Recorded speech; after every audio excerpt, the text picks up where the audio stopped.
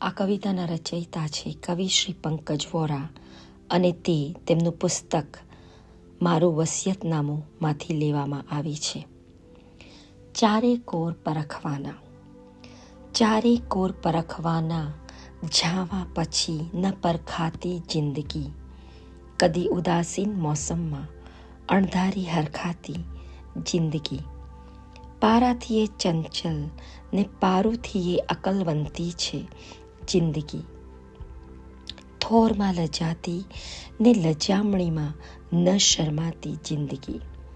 સુકાનનું કહ્યું ન માને એ સડને રડ છે જિંદગી. માણસની તરસી પણ બની એકલવ્ય ઘડ છે જિંદગી.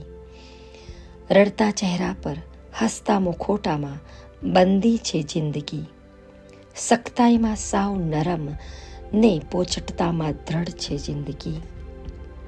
સિદ્ધાર્થ ને બુદ્ધ વચ્ચેનો અગમ્ય કાળ છે જિંદગી. સત્કામને તેના જનકની ન મળતી ભાડ છે જિંદગી. જિંદગીની જાણ મને નથી, તમને હો તો કહેજો.